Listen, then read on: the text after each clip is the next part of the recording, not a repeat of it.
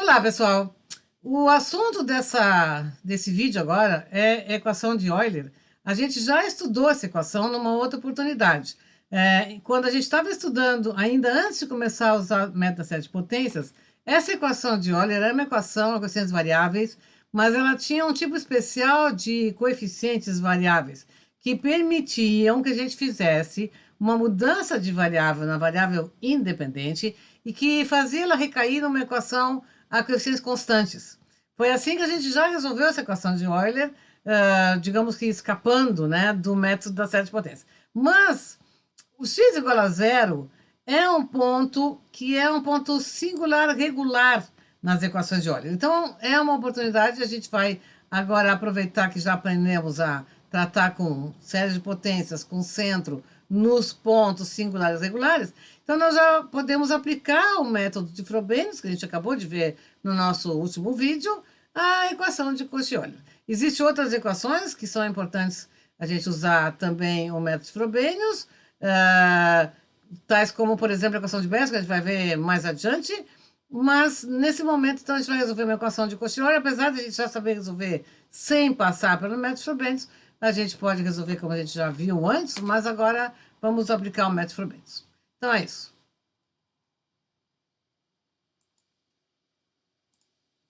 Então, aplicando o método Frobenius, há uma equação diferencial de Cauchy-Euler. Aqui eu estou recapitulando como é que é a equação de Cauchy-Euler, né?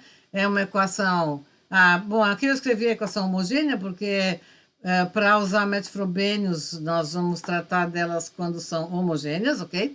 Então, estou aqui escrevendo a equação de Cauchy-Euler homogênea, onde tem esses coeficientes que a gente já comentou, que são especiais, né? Eles têm potências de x aqui multiplicando, né, constantes, com um expoente que é igual à ordem da derivada que acompanha, né? É isso que acontece, isso que caracteriza uma equação de Cauchy-Euler, né? Esse tipo de coeficientes aqui.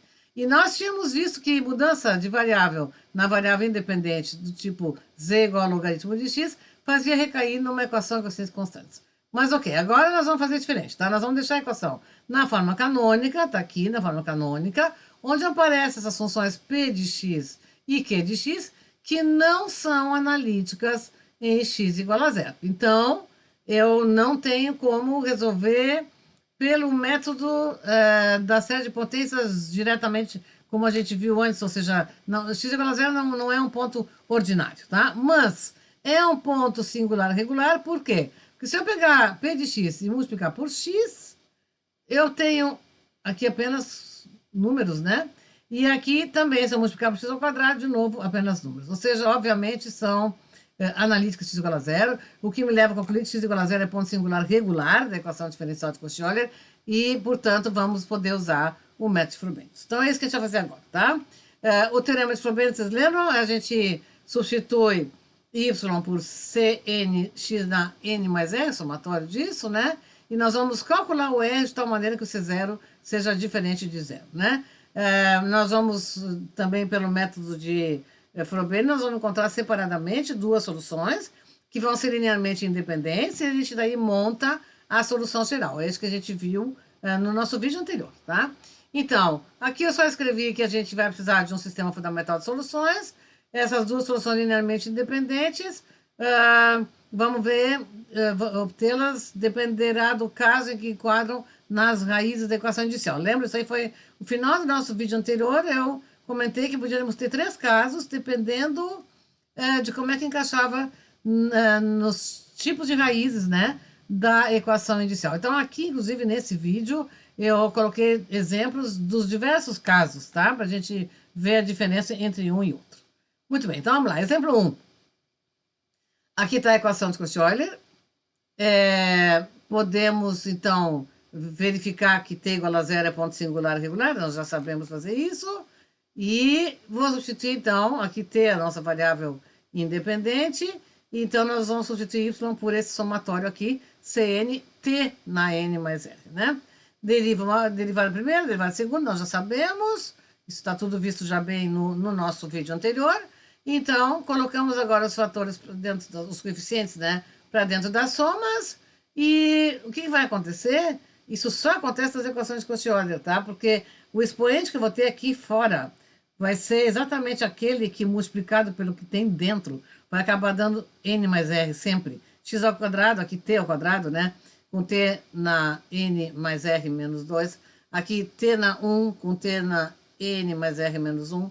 E aqui t na n mais r direto. Vejam que quando eu passei os coeficientes para dentro da soma, isso vai acontecer em todas as equações de Cauchy-Euler, vocês vão ter direto o mesmo, já as mesmas potências de x. Não vai precisar fazer aquela conta de igualar os expoentes e nem também de igualar por onde é que começam, tá? Já está tudo direitinho, já dá para juntar direto tudo, tá? Então tá aqui, ó. Elas estão já as três numa só, com CN, T na N mais R, sem precisar fazer nada daquelas mudanças, né? Porque já está prontinho. Aqui daquele produto que eu já mostrei no outro vídeo, como é que é útil fazer assim, né? N mais R vezes N mais R, N mais R vezes menos 1. Então, dá isso daqui, para depois juntar com o resto e fica aqui o que sobrou, tá? Então, sobrou coeficientes do tipo K índice N mais R, multiplicando T na N mais R igual a zero, no único somatório, nada fora da soma, tudo muito simples, né? Bom, o que a gente vai fazer agora? Bom, queremos chegar o quê? Precisamos da equação indicial e precisamos chegar na nossa y1 e na y2, né? Linearmente independentes. Então, vamos lá. Isso aqui serve para n de 0 em diante, então, começando com n igual a 0. Com n igual a 0, eu vou substituir n por 0 aqui e vou obter 2r ao quadrado menos 7r mais 5 vezes c0 igual a 0. C0 é diferente de 0 por hipótese. Está aqui a equação inicial. A equação inicial é sempre, a gente já viu antes, é sempre a primeira de todas as equações que a gente escreve para quando vai trabalhar com os coeficientes das soluções, né? Bom, então aqui está a equação inicial, que nesse caso tem duas raízes diferentes, e a diferença entre elas não dá um número inteiro. É aquele caso que eu chamei de primeiro caso no final do vídeo anterior, tá? Então, as duas soluções têm o mesmo formato, e é que nem aqueles exemplos que a gente também resolveu no vídeo anterior. Então, as soluções aqui vão ser R substituído por R1, eu vou ter uma solução, R substituído por R2, eu vou ter a outra solução, e é isso que está escrito aqui, tá? As soluções que constituem o sistema fundamental são obtidas no mesmo formato, com R substituído por um ou por outro. Bom, então vamos lá, um por um. Determinação de Y1, substitui R por 5 meios. Eu já usei a relação aqui com N igual a 0, já vi no que deu, tá? Agora eu vou usar, ó, N igual a 0 já foi, né? Tá aqui, com N igual a 0. Agora eu vou ver os outros valores, N igual a 1, 2, 3, etc. É por isso que eu escrevi aqui, N igual a 1, 2, 3, etc. N igual a 0 já foi, tá?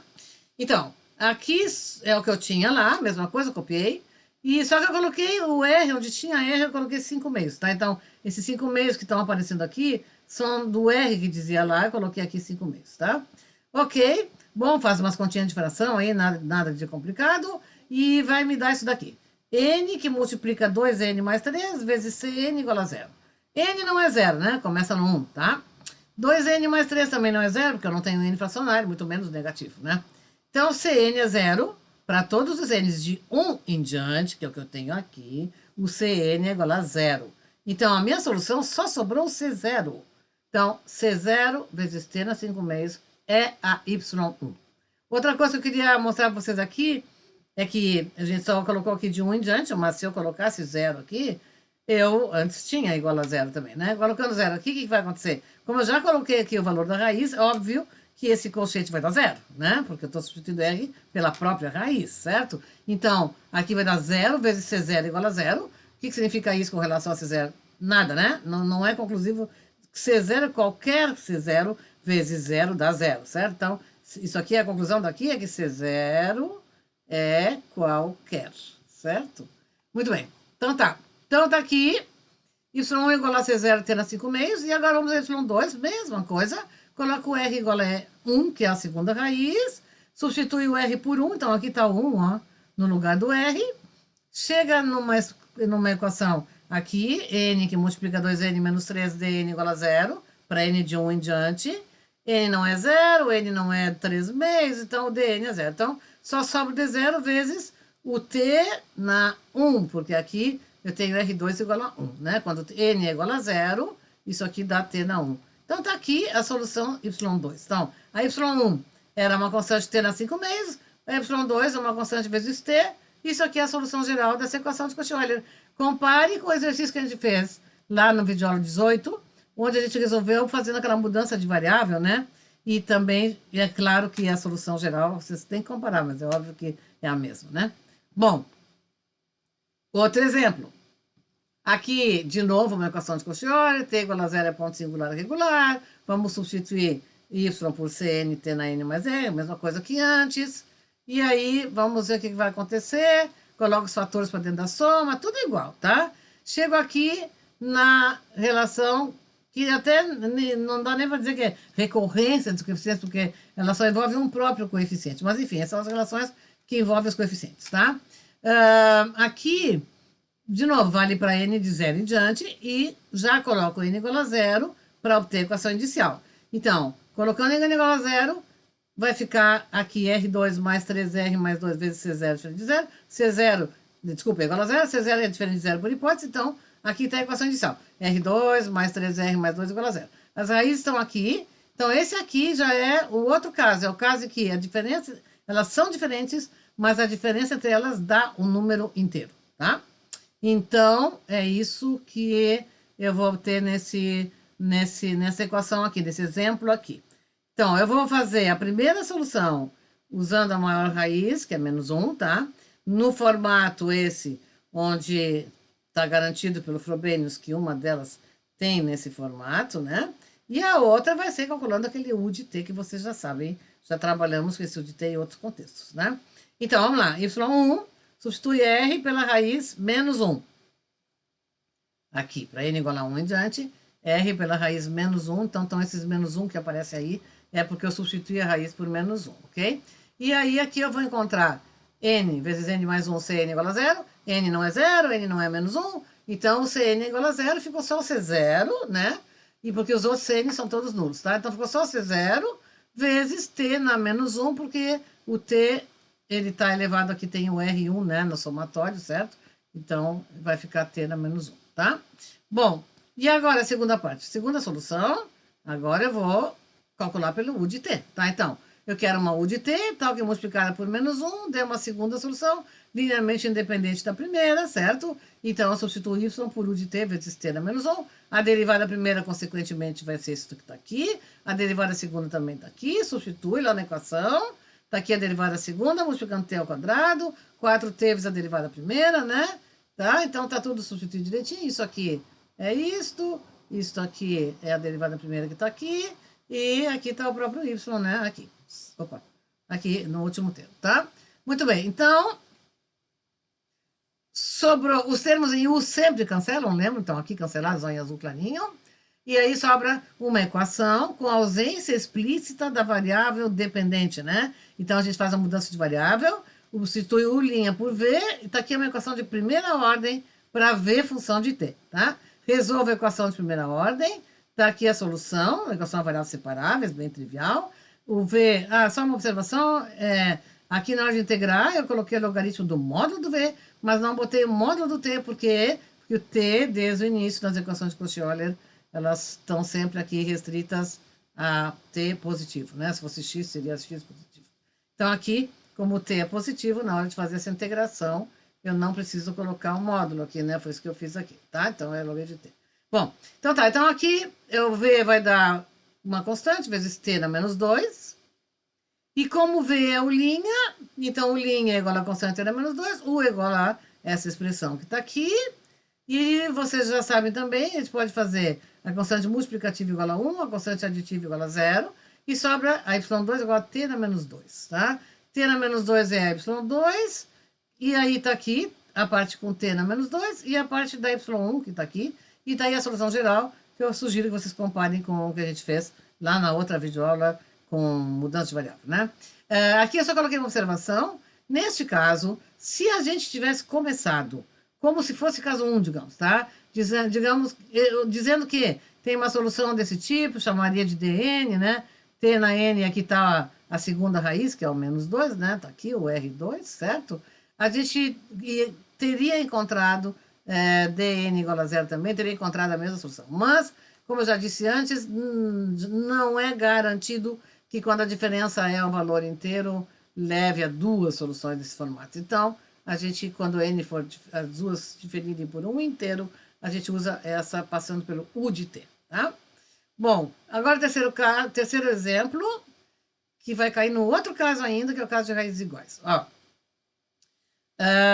equação de Cauchy-Euler aqui para y função de x, substitui y por esse somatório, cn x n mais e, derivada primeiro, derivada segundo, tudo igual, coloca os coeficientes para dentro da soma, tudo fica direto junto numa só, como eu já mostrei, e pronto, chegamos aqui em n igual a 0, 1, 2, com esta relação para os coeficientes. Com n igual a 0, vai dar sempre para colocar em evidência o C0, sobra uma equação algébrica de grau 2 para R, que é a nossa equação inicial que está aqui, e aqui, como eu disse, eu escolhi esse exemplo de tal maneira que caísse no caso de duas vezes iguais, tá? Então, as duas são iguais a menos 1 meio, vou calcular uma delas substituindo o R por menos 1 meio aqui nas nossas relações que eu estou tendo aqui, né, para os CNs aqui, é isso que eu vou fazer, e a outra eu vou obter usando U de x vezes y1, né?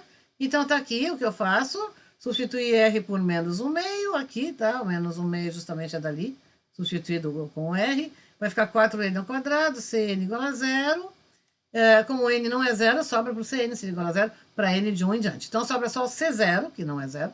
O C0 fica só multiplicando x dá menos 1 meio, que o menos 1 meio sai daqui dessa raiz, certo?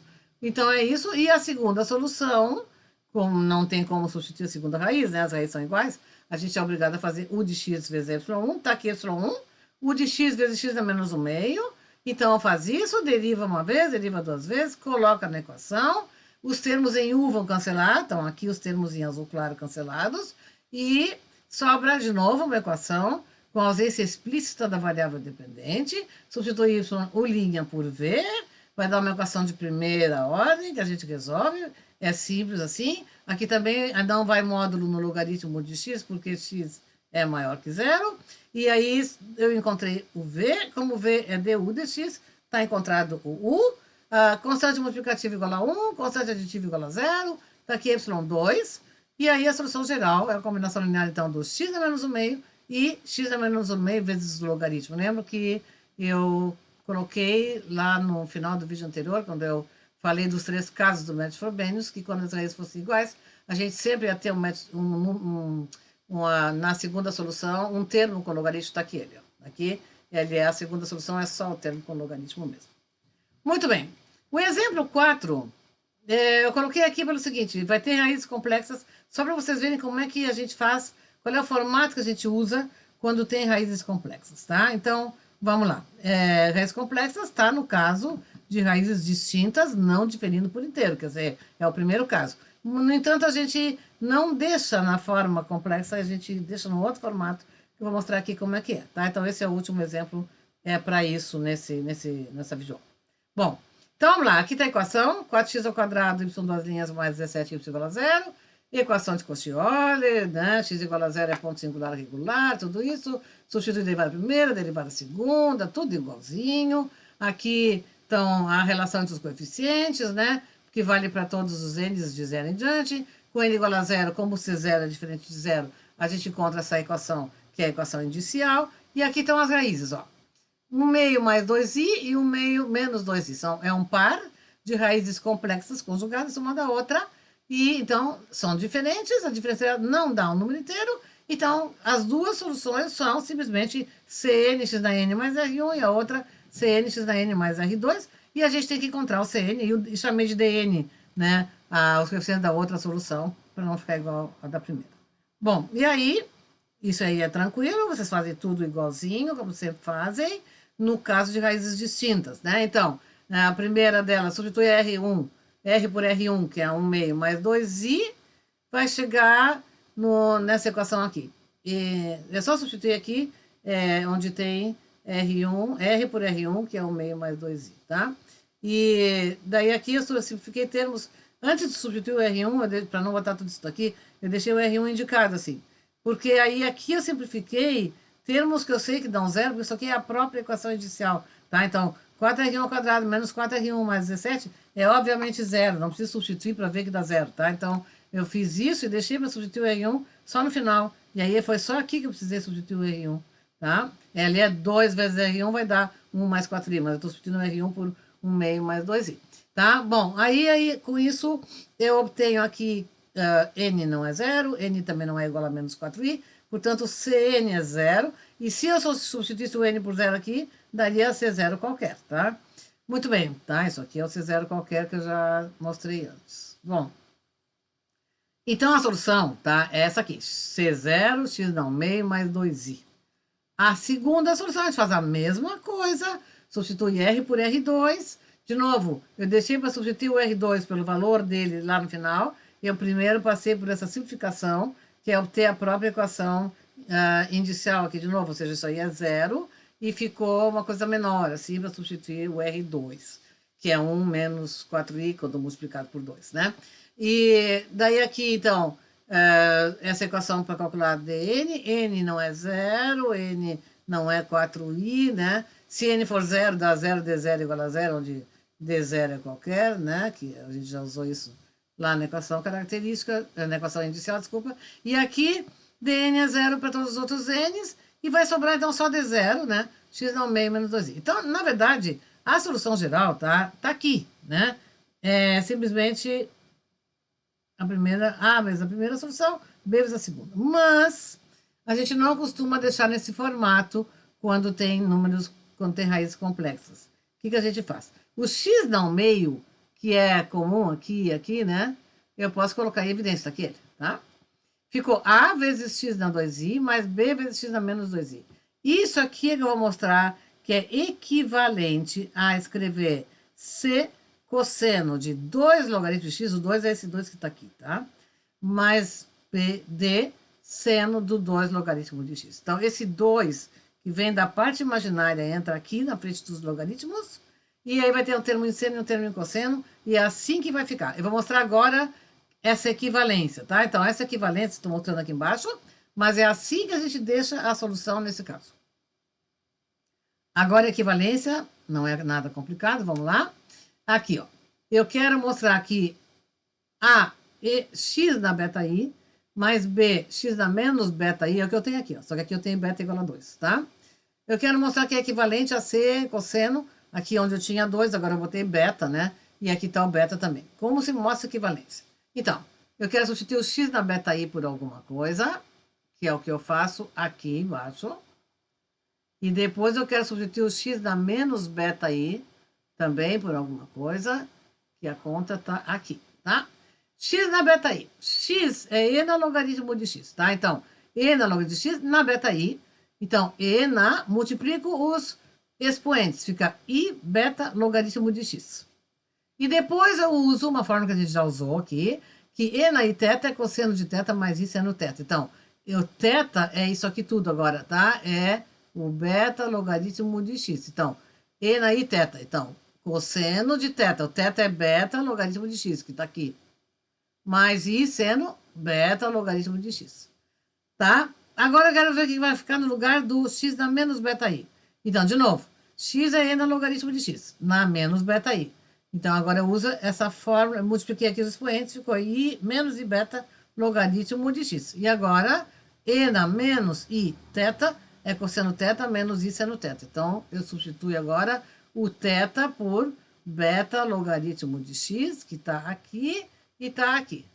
Agora eu vou, então, substituir cada coisa no seu lugar. Isso que eu obtive aqui vai no x na beta i, né?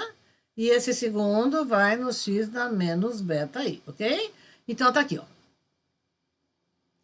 A que multiplica x na menos beta i, que é tudo isso daqui, mais b, x na menos beta i, que é tudo isso daqui que a gente obteve ali em cima. E agora eu tô só reagrupando, tá? Ficou dois termos, duas constantes aqui, com o cosseno de beta logaritmo de x, e aí também, de novo, uma combinação do a e do b, multiplicando seno de beta logaritmo de x. Então, isso aqui eu chamo de c, o a mais b eu chamo de c, o i menos ia menos beta, e beta multiplica, chama de d. Então, fica uma constante multiplicando cosseno e uma outra constante multiplicando seno. Aqui eu estou deixando várias equações de Cauchy-Euler para vocês resolverem, tá? Agora vocês têm dois métodos para resolver as equações de Cauchy-Euler, né?